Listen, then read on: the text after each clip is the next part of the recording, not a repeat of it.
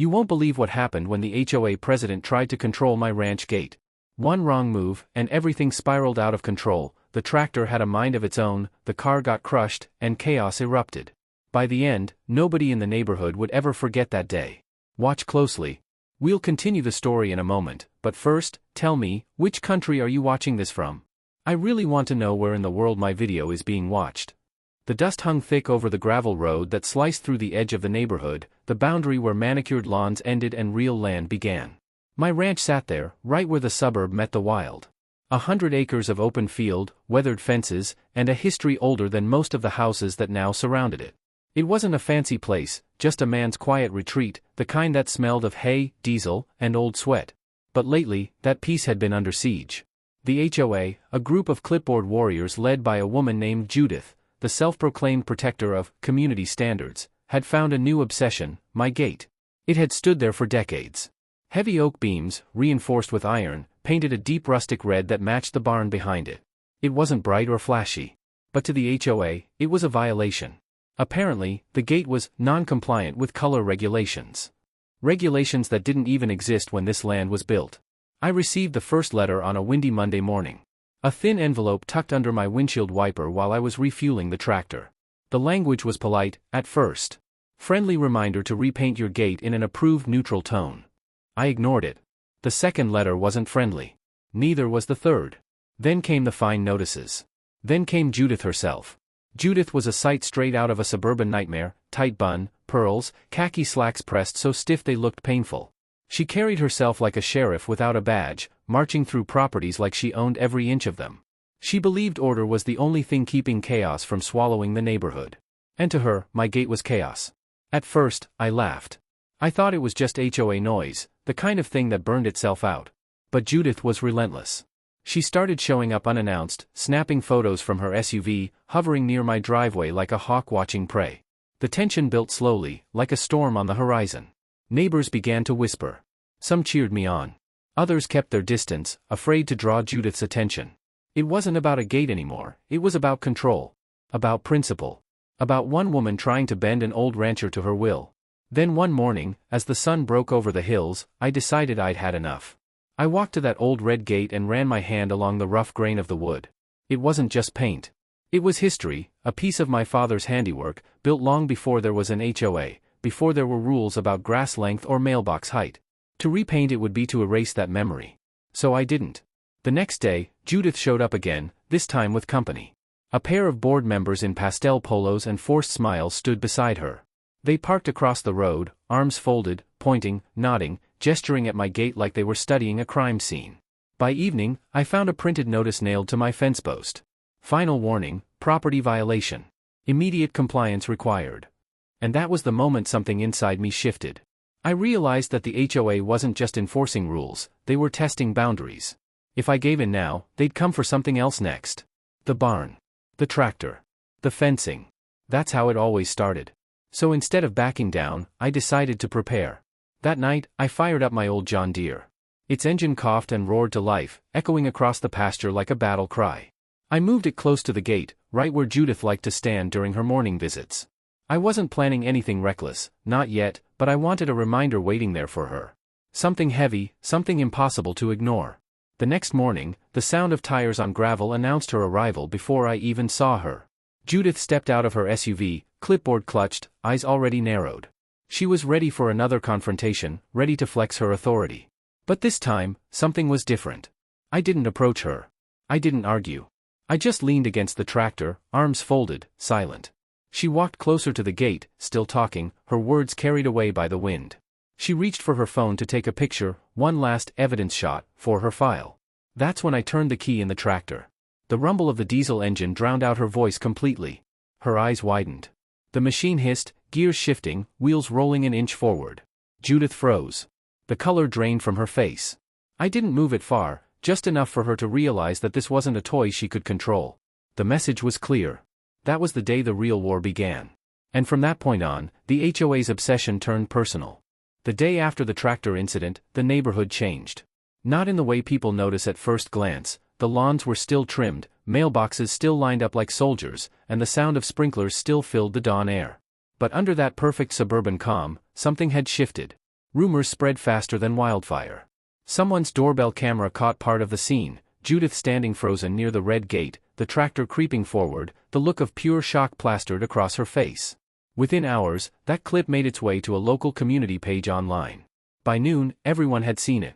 They called it the Gate Showdown. Some thought it was hilarious. Others thought it was dangerous. To the HOA, it was humiliation. That night, under the sterile lights of the HOA meeting room, Judith gathered her loyal board. A handful of people who believed they were protecting their perfect little world. They spoke in hushed tones about safety and non-compliance, but beneath it all was something simpler: revenge. By the next morning, the HOA had launched what they called a formal property investigation. They sent out notices to every home within 2 blocks, encouraging residents to report any unusual activity or ongoing violations. It wasn't about the gate anymore. It was about me, the man who embarrassed their president. The man who refused to kneel. Soon, strangers started showing up at the edge of my property. Not neighbors, enforcers. HOA volunteers with cameras and clipboards, snapping photos from their cars, pretending to be out for a drive. Drones hovered overhead, recording footage for documentation. The noise of my ranch, once filled with birds and wind and distant tractors, was replaced by the constant hum of surveillance. Every move I made was being watched, logged, and discussed in those HOA meetings. The strangest part was the letters. They came daily now. Thick envelopes filled with violations: cracked driveway, non-standard fencing, unauthorized vehicle operation. Each one more absurd than the last. They weren't just enforcing rules anymore. They were trying to break me down, one piece of paper at a time. But I didn't flinch. I knew their game. I'd seen control freaks before, just never ones who hid behind HOA bylaws. So I did what any stubborn rancher would do. I doubled down. Every morning, I made sure that gate, that beautiful red gate, stood polished, clean, and gleaming in the sunlight. I parked the tractor nearby, its metal frame casting a long shadow over the gravel. I knew Judith could see it from the road, and that made her furious. Her visits became more frequent. Unannounced. Aggressive. Each time she came, she brought someone new: a lawyer, a deputy, a city inspector. But every one of them left shaking their heads, because legally, my ranch sat outside the HOA's jurisdiction line. The only reason they'd been allowed to harass me at all was because a new development had crept onto my property line years earlier, and the HOA claimed it gave them shared interest access. It was a gray area, and Judith lived for gray areas. The real turning point came one Saturday afternoon. I was repairing a fence near the north pasture when I heard the crunch of tires behind me. I turned and saw 3 SUVs parked at the end of the gravel drive. Out stepped Judith, her expression stone cold. Behind her were 2 HOA members, and a uniformed officer. They were filming again. The officer didn't look happy to be there. He kept checking his notes, glancing between us like he already regretted the call. The HOA had claimed aggressive behavior and property intimidation. I wasn't surprised. They were twisting the story. The officer looked around, saw the gate, the tractor, the open land, and finally muttered something before walking back to his car. No citation. No arrest. Just confusion. Judith's plan had backfired, again. That night, I found new graffiti sprayed across my fence. Rule breaker. Dangerous. Not welcome. It wasn't hard to guess who was behind it. But I didn't erase it. I left it there, because I wanted them to see it every day and realize how far they'd fallen. Days turned into weeks. The investigation dragged on. But the harder they pushed, the more cracks began to form inside their perfect little system. Neighbors started to question Judith's obsession. She'd gone from handing out garden awards to stalking a rancher with binoculars. Even the HOA treasurer resigned, claiming ethical concerns. It wasn't just about the gate anymore. It was about a president losing control. And control, once lost, is something people like Judith never get back. I could see it in her eyes every time she passed by. The way her jaw clenched, the way she avoided eye contact, the way she pretended the tractor wasn't sitting there like a quiet reminder of her failure. Then came the notice that changed everything. A certified letter from the county office. Judith had filed a nuisance property complaint, trying to involve local authorities to force compliance. But this time, she'd crossed a line. The complaint was full of falsified claims, photos taken out of context, timestamps altered, even fabricated witness statements. When the county investigator came out, he saw right through it. He'd been dealing with HOA conflicts for years. His report, once finished, would expose Judith's entire campaign of harassment. Word spread fast. The same neighbors who once whispered behind curtains now started sending quiet nods of support. One left a note in my mailbox: "We're with you. She's gone too far." And that's when the shift began. Judith's perfect little kingdom started to crumble. The HOA's legal counsel distanced themselves. Meetings grew tense. Fines were suddenly under review. And the community Facebook group, once her weapon, turned against her. The woman who used to patrol the streets with a clipboard now hid behind tinted windows, her empire cracking under the weight of her own ego. But I wasn't done. Not yet. Because while Judith was busy trying to save her reputation, I was planning something else, something that would end this war once and for all. I wasn't going to yell. I wasn't going to threaten. I was going to let my land, my machines, and the truth speak for me. And when it finally did, no one in that neighborhood would ever forget it. By the time autumn rolled in, the war had gone quiet, but not over. The kind of quiet that makes the air feel heavy, like the earth itself is holding its breath. The HOA had stopped sending letters for now, but their silence wasn't mercy. It was calculation. Judith was regrouping, plotting something new. The first hints came in whispers. A neighbor mentioned new community votes about boundary regulations. Someone else hinted that Judith was trying to get the county to redraw the HOA map, to claim part of my land as common property. It was desperation disguised as leadership. But it made one thing clear: she wasn't done. And neither was I. For weeks, I stayed still. I wanted her to believe I'd backed down, that the investigation had worn me out. I kept the gate closed, the tractor parked, the land quiet. But behind that calm, I was planning something much bigger, something she couldn't control, couldn't fine, and couldn't erase. The idea came one night while I was walking the fence line under the moonlight. The soil was still warm from the day's sun, the air sharp with the scent of dry grass. As I looked out over the open field, the headlights from the neighboring street glinted off the old irrigation ditch that curved near the boundary. And that's when it hit me: the land itself could fight back. I didn't need to confront Judith anymore. I could let nature and time do the work for me. It started with small changes. I adjusted the irrigation path, rerouting the old ditch so that runoff water no longer flowed toward the HOA's prized community flowerbeds but instead pooled just inside my property line. It was perfectly legal. The soil absorbed it fast. But after a few weeks, that moisture began creeping underground, softening the edges of the HOA's immaculate walking trail that sat just beyond the border. Cracks began to form. The pavement sagged. Their perfect path started sinking into the land they'd tried to claim. At first, they blamed the weather. Then the city. Then each other. But not me. Meanwhile, I quietly upgraded the ranch: new lighting, stronger fencing, extra cameras. Every corner of the property now had motion sensors. Not to spy, but to record. I wanted proof. The next time Judith stepped foot near my gate, I'd have every second captured. She didn't know it, but her last move, filing that false complaint, had already triggered a county review. The investigator had forwarded his findings to the local zoning office, which opened a deeper audit into the HOA's financial records and bylaw enforcement practices. Judith's name appeared in every report. Her fingerprints were on every violation. While she tried to bury me in paperwork, she was burying herself in scandal. Still, she pushed on. On a cold Tuesday morning, I saw her car parked across the road again. She didn't get out this time. Just sat there, staring at the gate. Maybe she was waiting for me to react, to yell, to do anything that would justify her anger. But I didn't move. I let her sit in that silence until she drove away. That's when I made my next move. I reached out to a local land preservation group, people who fought against HOA overreach, who documented rural properties and their histories for public archives. I told them about the ranch, the gate, and how it had been part of the land since the early 1900s. Within a week, they were on site, photographing, recording, documenting. 2 weeks later, the ranch, including the gate, was officially listed as a heritage agricultural property. That meant no one, not even the HOA, could demand aesthetic changes without going through a state review board. The red paint, the iron hinges, the wooden frame, all of it was now protected by law. Judith had no idea. She was still preparing her next round of community actions, unaware that every form she filed, every threat she made, was now irrelevant. But I wasn't finished. The real retaliation hadn't even begun. The final piece came together one late afternoon as the sun dipped low and the air turned golden. I positioned the tractor near the gate again, just like before. Only this time, I wasn't planning a warning. I was preparing a message. I hooked the tractor to an old signpost that had fallen over years ago. On it, I painted a single phrase, big, bold, and impossible to ignore. Private land, heritage site, keep off. It wasn't anger. It was truth. I left it leaning beside the gate, the golden light washing over it as dust drifted across the road. The next morning, Judith returned, with 2 other board members and their ever-present clipboards.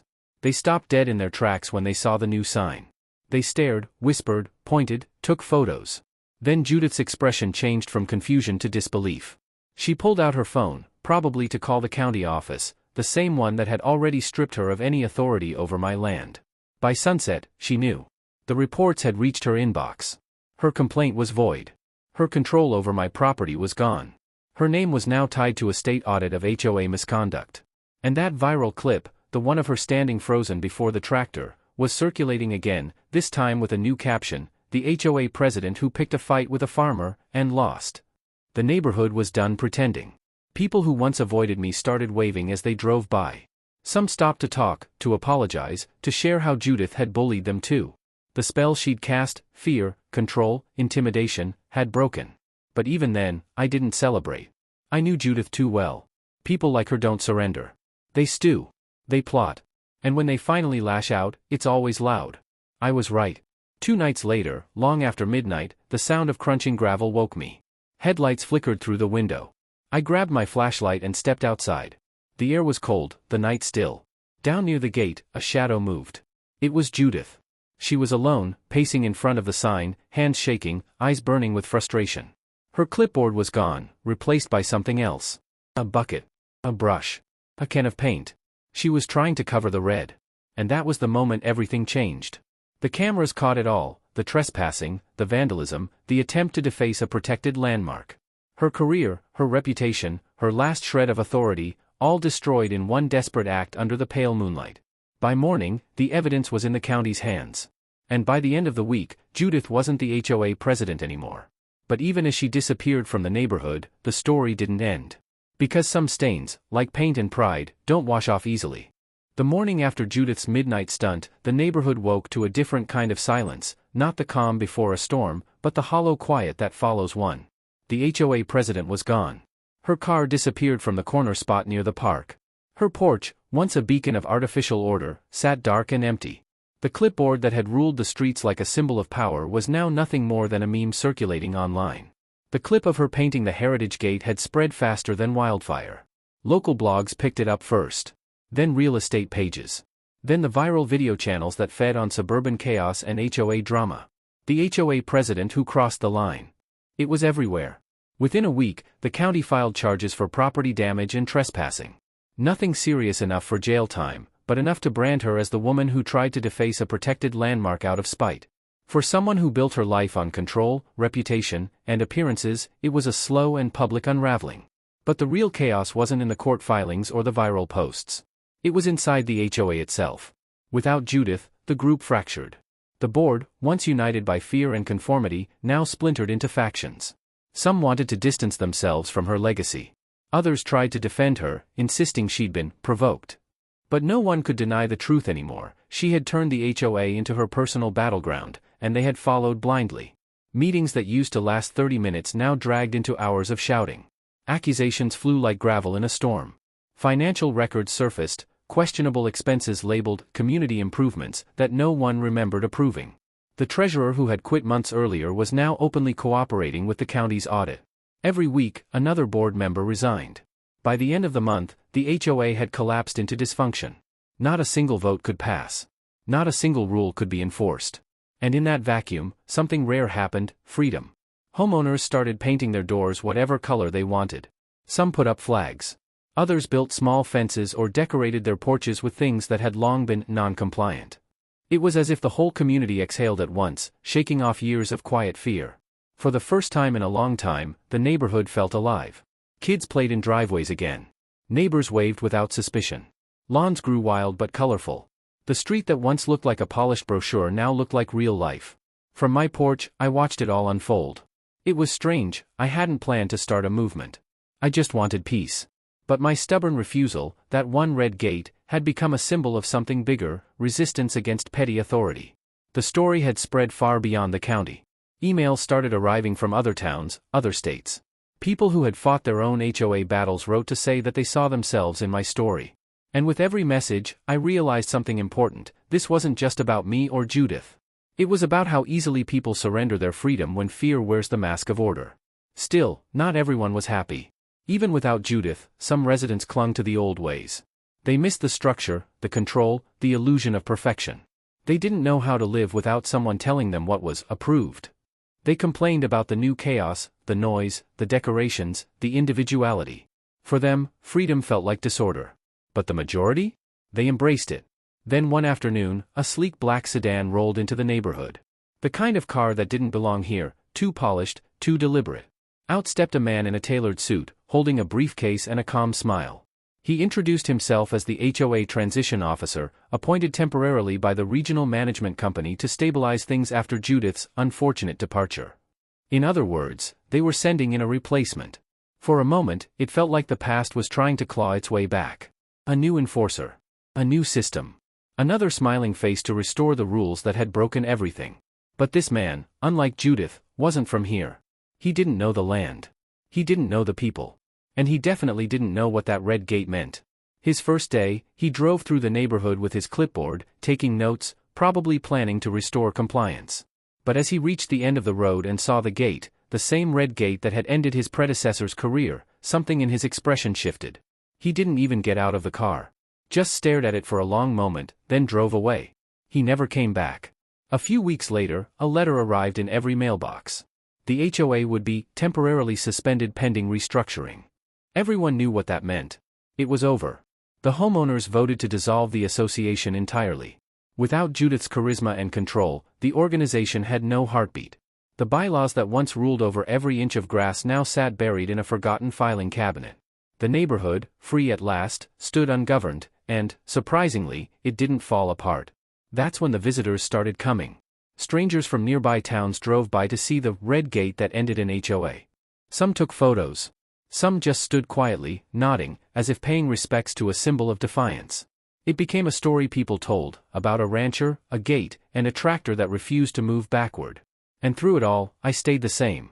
Still waking with the sunrise, still tending the land, still parking the tractor by the gate. The same hum of life that Judith once called non-compliant was now the heartbeat of a freer community. But even peace has echoes. One late evening, months after it all settled, I got a letter, no envelope, no return address. Just a single folded page slipped under the gate. The handwriting was sharp, familiar, and oddly steady. No threats. No apologies. Just one line. You may have won the land. But control always finds a way back. Judith. Her words weren't a warning. They were a promise, the kind that people like her lived by. I didn't know where she was now. Maybe another neighborhood. Another title. Another clipboard. But it didn't matter. Because this time, I was ready. The cameras stayed up. The lights stayed on. The land, and the lesson, were mine to protect. And as the wind brushed through the tall grass that night, rustling against the redwood of that old gate, I knew something with absolute certainty. You can fight a person. You can fight a rule. But when you fight the land always wins. Seasons rolled over the land like waves, spring into summer, summer into the slow gold of autumn. The air grew quiet again, filled with nothing but the hum of tractors, the rustle of leaves, and the soft echo of freedom. For the first time in years, the neighborhood had no rules to fear, no letters to dread, no clipboards hovering at the edge of their driveways. But peace, in places like this, never lasts forever. It started, as all trouble does, with a sign. A brand new wooden board appeared at the corner of the subdivision one morning, shiny, clean, and too polished for the dusty road it stood on. The letters carved into it were bold and confident. Future site of Silver Meadow expansion, a modern HOA community by Bearden Developments. The moment I saw it, my stomach turned cold. Silver Meadow wasn't just a name. It was a brand, a developer known for buying out small communities and reshaping them into identical rows of high-end conformity. Their pitch was always the same: luxury, order, and guaranteed property value. What they didn't say was that with every new HOA they created, individuality disappeared like mist under the morning sun. The company's trucks started rolling in within weeks. Surveyors. Inspectors. Contractors marking lines in the soil with bright orange spray paint. Some of the markings reached dangerously close to my land. Too close. At first, I thought it was a mistake. But then I saw the plans. They weren't just building new homes, they were expanding the boundary of the former HOA, rebranding it under a new name. The same land Judith once tried to claim was now marked, Phase 2, Shared Community Access. And right there, drawn in fine ink on the map, was the edge of my pasture. History was repeating itself. Only this time, it wasn't a power-hungry neighbor. It was a corporation. But the difference was, I wasn't alone anymore. The neighbors who once watched silently now stood beside me. The story of the Red Gate had become a rallying cry. These people had seen what it looked like to lose their freedom, and they weren't about to hand it over again. They formed groups, attended county meetings, called the planning department. They demanded transparency. They used Judith's own downfall as evidence of how toxic HOAs could become when greed met authority. And every time Bearden Developments tried to push forward, they met resistance, loud, unified, relentless. Still, the company didn't back down. Developers rarely do. Their representatives came door to door, offering sweet deals and incentives for cooperation. Some homeowners were tempted. Most weren't. The rest just pointed down the road toward the Red Gate, their silent answer. But Bearden had something Judith never did: lawyers, money, and influence. They didn't need permission to pressure. They needed paperwork. Within a month, notices began appearing again, this time from the county, not the HOA. Requests for land surveys, inspections, boundary clarifications. Bureaucracy dressed as progress. I could feel the land tightening again, like a muscle preparing for another fight. The smell of diesel and wet earth mixed with frustration. The past was clawing its way back, wrapped in new branding and corporate polish. Then came the meeting. Bearden Development scheduled a community introduction event at the local clubhouse, the same building where Judith once ran her HOA meetings. The irony wasn't lost on anyone. Flyers promised refreshments, giveaways, and a fresh vision for the neighborhood's future. I didn't plan to go. But when I saw half the neighborhood gather near the entrance that night, faces familiar, determined, I knew I had to. The parking lot was packed. The air buzzed with murmurs and camera flashes. Inside, the developers stood on a stage beneath bright banners, smiling wide, promising everything. They spoke about property value, security, and beauty. They called it progress. But the crowd didn't smile back. These people had lived through Judith's reign. They'd seen what progress really meant. And when the presentation ended, silence filled the room, the kind of silence that means something bigger than anger. Then, slowly, people began to walk out. No yelling. No confrontation. Just quiet rejection. The same kind that hits harder than any protest. By the time the event ended, only the developers stood under those lights, smiling into an empty room. That night, the company trucks started leaving earlier than usual. The next morning, half the survey markers were gone. But the war wasn't over. A week later, I got another certified letter. This one wasn't from the HOA or the developer. It was from a private land consultant, informing me that a proposed easement was under review, one that would give Bearden access through the edge of my ranch for community expansion. That meant one thing: they were still trying to use my land. But they didn't realize what they were walking into. The land they wanted, the soil they planned to claim, was the same heritage-protected zone Judith had once defaced. It was now registered at both the state and county level as agricultural heritage property. Touching it without permission would trigger an automatic legal review. I didn't need to fight them. I just needed to let the land speak again. So I gathered the documents, the protection papers, the audit records, the footage of Judith's trespass, and sent them straight to the county zoning board. Within a week, Bearden's easement request was denied. But something bigger happened that day. The county launched an investigation into Bearden's land practices after multiple complaints surfaced from other towns. News outlets picked it up. Reporters came to the neighborhood to film the Red Gate Ranch, the property that had defeated not one, but two HOAs. By then, the story had grown far beyond our county. It wasn't just about one man's land anymore. It had become a symbol, proof that ordinary people could stand up to systems designed to control them. Neighbors began holding small gatherings by the gate every few weeks, families, couples, people from nearby communities, just sitting by the fence, sharing stories about their own HOA fights. Someone even made a wooden replica of the gate for their own property, painting it the same deep red. It wasn't about rebellion anymore. It was about unity. The developer pulled out 2 months later. Quietly. No press release. No apology. Just silence. They left the neighborhood as it was, untouched, unclaimed, and more alive than it had been in years. But sometimes, victory doesn't come with applause. It comes with the sound of tractors rolling through open fields, of wind moving through grass, of freedom echoing in the spaces once ruled by rules. The Red Gate still stood, not just as a barrier, but as a story. One that began with defiance, grew through conflict, and ended with a community rediscovering its voice. But even as peace settled once again over the land, I couldn't shake the feeling that this story wasn't finished. Power, as Judith once wrote, always finds a way back. And on quiet nights, when the wind shifts just right, I sometimes hear the faint hum of engines far off on the horizon, a reminder that somewhere, another gate will be tested. There are moments in life that outgrow the people who live them. Moments that stop being stories and become symbols, whispered, retold, reshaped until they live a life of their own. That's what the Red Gate became. It started as a simple piece of steel and paint, a boundary, a defense, a line between freedom and control.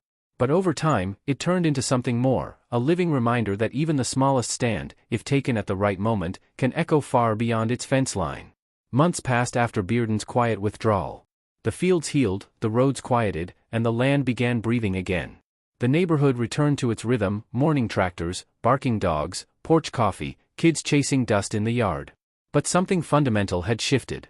There was pride in the air now, a quiet, steady kind of pride. The kind that comes from surviving something bigger than yourself. People didn't just see their homes as property anymore. They saw them as statements, proof that individuality could still exist in a world obsessed with control. And then came the visitors. They didn't arrive with clipboards or letters, they came with cameras, notebooks, and microphones. Journalists. Documentarians. People who'd read the story online and wanted to see the gate for themselves. They asked the same question every time. What made you fight back? The answer was never about revenge. It was about dignity. About how one act of defiance had reminded an entire town that they didn't need permission to exist the way they wanted to. Soon, the Red Gate wasn't just a landmark, it was a message. A symbol of resistance painted across social feeds, featured in local papers, and whispered about in community meetings across the country. People from other states began writing letters, sending photos of their own red gates. Some were ranch fences. Others were front doors or garden walls. But the meaning was the same, a stand against unreasonable control. A quiet rebellion against fear. The story traveled faster than anyone expected. A small news clip turned into a viral post, and the viral post turned into a movement. Hashtags, t-shirts, even stickers began circulating with 3 simple words. Hold the gate. What started on one dusty stretch of ranch road became a call for freedom across neighborhoods, towns, and even cities. It wasn't about fighting every rule, it was about fighting unfair ones. It was about keeping the right to live without constant permission slips. And through it all, the gate never moved. Years rolled by. Seasons shifted. The metal faded from bright red to a deep, weathered maroon, the kind of color only earned through time. Grass grew taller around the posts, and the paint chipped along the edges. But that wear only made it stronger. Every mark told part of its story. The rancher, the man who had once stood alone against the HOA's fury, became something of a legend. Not in the loud, celebrity sense, but in the quiet way people remember those who stood their ground when it mattered most. He didn't chase the fame. He didn't sell his story. He just kept living. Working. Building. The land stayed alive beneath his hands, the same way it always had. But his story traveled on without him. Teachers shared it with students in classrooms. Homeowners used it as an example at town meetings. Lawyers referenced it in HOA disputes. Even small communities started hosting Freedom Day, an annual gathering where neighbors celebrated the right to choose their own paint colors, yard styles, and ways of life without fear of fines. Everywhere the story went, it carried the same heartbeat, ordinary people remembering they still had a say. And somewhere in that same quiet valley, the ranch kept standing, older, calmer, wiser. The Red Gate, now faded but firm, creaked in the wind like a sentry still guarding what mattered most. On certain mornings, when the fog rolled through and sunlight hit the hills just right, the reflection off the gate looked almost golden. Like the land itself was smiling. Sometimes, visitors would stop by, travelers, families, or just curious strangers who had followed the story. They'd park by the roadside, step out, and stand in silence before the gate. Some took photos. Others just stood there, breathing in the stillness, as if listening for something deeper than wind or rust. And if you stood long enough, you could almost hear it, the hum of an old tractor engine somewhere in the distance, slow and steady, like a heartbeat buried in the soil. A reminder of the day everything changed. Because that's how legends are born, not from perfect victories, but from moments when ordinary people refuse to back down. When they hold their ground, even when it costs them comfort. When they remind the world that fences aren't just there to keep people out, sometimes, they're there to protect what's sacred within. As time went on, the Red Gate became part of the local heritage registry. The land was declared untouchable, not for its monetary value, but for its story. And that story became the kind that fathers told their sons, that neighbors repeated to newcomers, that travelers shared on dark highways under the glow of their phones. Not a story about anger. Not even about rebellion. A story about standing firm. About how one small act, painting a gate red and refusing to bow, could ripple through an entire nation's heart. The world keeps changing, but the lesson never does. Freedom doesn't vanish when someone writes a rule. It fades only when people stop defending it. And so, the gate remains. Weathered. Rusted. Unyielding. A monument not to victory, but to courage. And if you ever drive that road at sunset, past the fields that stretch endlessly into the horizon, you might see it there, glowing softly in the fading light, a relic of defiance against the quiet hum of conformity. The wind will move through it, whispering secrets of the past. The land will hum beneath it, remembering. And you'll understand why they called it the gate that never backed down. Because sometimes, a piece of steel can carry more heart than 100 words. Sometimes, a single gate can hold an entire story. And sometimes, when the world tries to close in again, that story reminds us all to keep the tractor moving forward.